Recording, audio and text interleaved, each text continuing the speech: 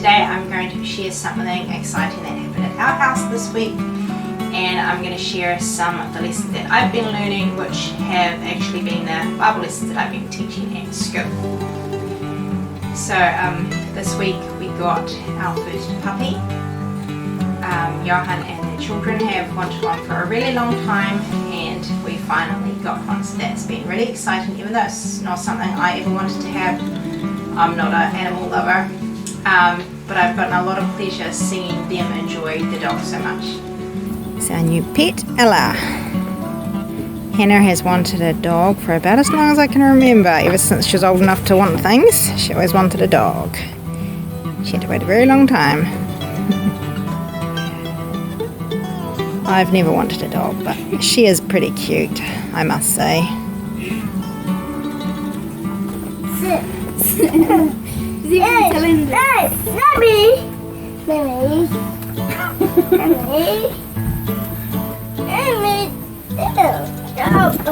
Lydia, do we have a doggy? Puppy. Wow, a puppy. Hey, Lydia, careful. So. Careful. Do you like it? You say hello. Hello, Ella. Oh, he's giving you a kiss, Lydia. Oh.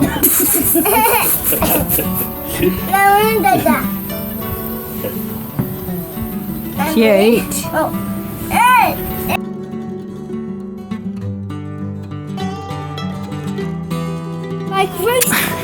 What happens whenever I try to video her? You want to get her up, and then sometimes you want to get her down.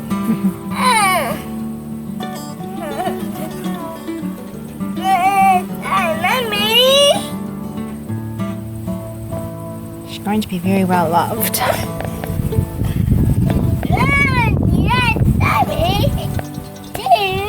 Cute. She cute, Give us some food. Oh no, not grass. Give us some food. Ella, Ella, Ella, yeah, Ella. Oh, yeah, Ella, yeah, yeah, yeah.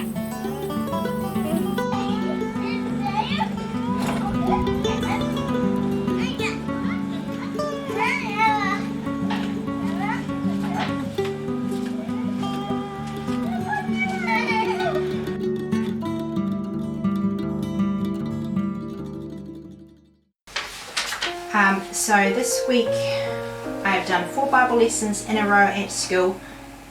Did I say 5?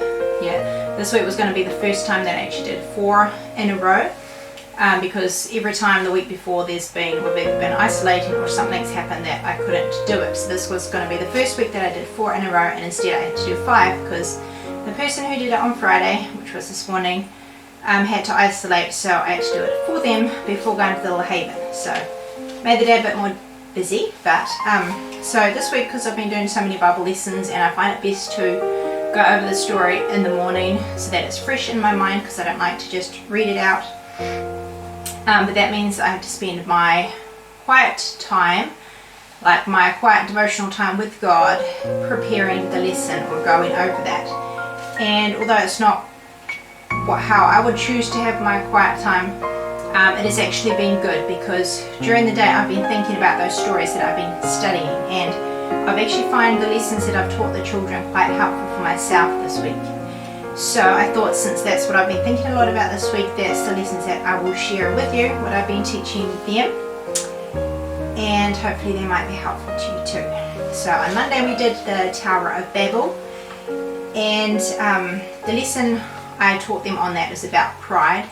And we talked about the verses when pride cometh, then cometh shame, and pride cometh before destruction. So yeah, we talked a lot about pride and how they were so proud, and how just in a moment God could make them speak all different languages, so they had to scatter. Now the lesson that I learned from this personally is not something that I taught the kids, because it was more just a personal lesson, and I don't know if it meant anything to you, but I'm going to share it anyway. So just the picture of those people building a tower, like going all the way up to heaven. It just reminded me of ministry, how sometimes numbers can seem really important to us, and as if we're like trying to build up something. Just turn that off. And it reminded me of something I heard a pastor say once. He said, I used to try to build something, but now I'm trying to build lives. And sometimes as a ministry you can try to build up something and numbers can seem really important. It's as if you're building a tower. And yet sometimes God's way of working is scattering. Instead of letting there be more and more and more, he sometimes does more by scattering. So yeah, if you're involved in any kind of ministry, what seems important to us, which can be numbers, is not always what is so important to God. God thinks and does things differently than us. I don't know if that makes any sense to you, but to me it was just with the ministries I do, that was an encouraging thought to me. The second story was the calling of Abraham, and we talked about faith, and I had a picture of different things that you need faith for. And so I asked the children, I just had like blanks on the top, and they had to try to figure out what the 5-letter word was. And I told them that you needed this word for all of these different things, like going on skydiving and bungee jumping, going on an airplane and eating food and going on a chair, sitting on a chair. And they actually found it really hard to figure it out, because I don't think they've ever thought of needing faith to do any of these things. So that was, I think, interesting for them. So we talked about Abraham, how he had faith in God, how he trusted God, and he obeyed God when God told him to go somewhere where he didn't even know where he was going, but he trusted and he obeyed God. And then the next day we talked about Abraham and Sarah in Egypt, and we talked about how he was scared. Well, first there was a famine in the land, and so he decided to go to Egypt. Now I don't know if it was wrong for him to go to Egypt or not, but I told the children, I said, do you think God could provide for him even when there was a famine? And all the children said yes. And so yeah, I think God could have provided for him if he wasn't supposed to go to Egypt. I don't really know. But anyway, so on this one we talked about telling the truth and how a half-truth is a whole lie. So that was kind of my theme for them. But to me, what I've really been thinking about was just the way that God provided for Abraham. Like, God didn't need Abraham to say that lie. Like, God looked after Abraham and Sarah. He made, when Pharaoh took Sarah, because she thought that she wasn't married, he took her into his house, and God sent plagues to Pharaoh. And to me, I was just thinking about how limitless God is. Like, he didn't need Abraham and Sarah's help. He could look after them, no trouble.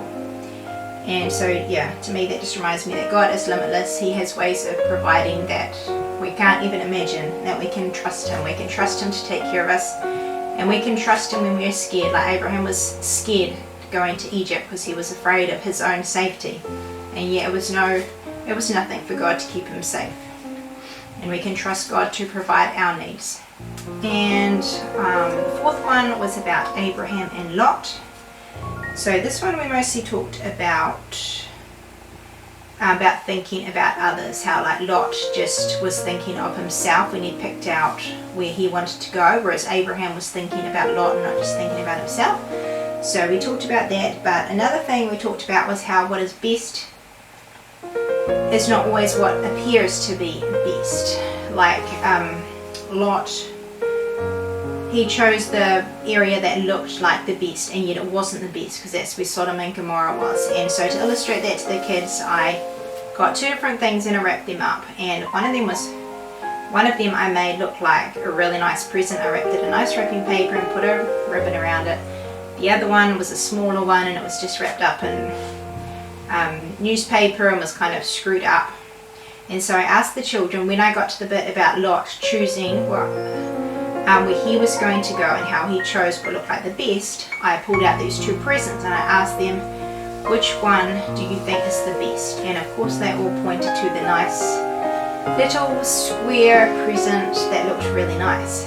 So I got two of the children to open them up, and the one that looked really nice was rat poison, and the one that didn't look the best was $40, and they were surprised. So yeah, the point of that was what looks best is not always what's best, and I told them how we don't always know what is the best. Like Lot didn't know that that wasn't the best, and yet he could have prayed about it. God knew that that was not the best, and if he had prayed before making those decisions, he probably wouldn't have gone there, and he could have saved himself a lot of trouble. And it's the same for us when we make decisions. We don't know what is the best. What looks best is not always the best, and we need to pray. And the Bible says, in all thy ways acknowledge him, and he shall direct thy paths. So I've been thinking about that too, just how God does know what's best, and yet it's not always what we would expect, what we think is being the best. And it just reminded me of that quote, God gives his best to those who leave the choice with him. And then on Friday, because I don't usually do Friday, the story that I was up to is not one I'm very familiar with, so I didn't feel quite ready to do it on Friday yet. So I just picked a story out of the New Testament, since usually they would have something different on Fridays anyway. So I picked the story of the Good Samaritan, since it kind of went along with the story of Abraham and Lot, about thinking of others, not just about ourselves. So we did the story of the Good Samaritan and talked about thinking about others and about kindness. And we talked about the 3 attitudes which I heard in a sermon once. First, there's the robbers, the thieves. Their attitude was, what is yours is mine, and I'm going to take it. And the attitude of the Levite and the priest was, what's mine is mine, and you are not going to have it. And they didn't want to share anything of theirs. They wanted to keep it all for themselves. It was selfish and not thinking about others. But the Good Samaritan, the person you wouldn't have expected to help, his attitude was, what's mine is yours, and you can have it. So we just talked about kindness and sharing and thinking about other people and not just about ourselves. And then I had a list of what things that children could do to show kindness. So I photocopied that and gave them all one, and got them to see if they can do any of those things over the weekend. So that is what I have been learning this weekend. Those are thoughts that have challenged me, and I hope they're encouragement or challenged to you as well.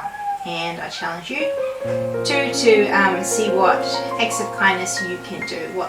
When I asked the children for if they had any ideas, some of them said different ideas, but they were good ideas, but they were things that are more hard to do, like for example, giving to people in the Ukraine, which might be a little bit harder for a child to do. But on my list I had very practical things, like saying thank you to their parents, or reading a story to their younger brother or sisters, things like that. And I think it's a good reminder that good things that we do don't have to be big and important. It can be all just the little things we look out for, and just thinking about others rather than just ourselves.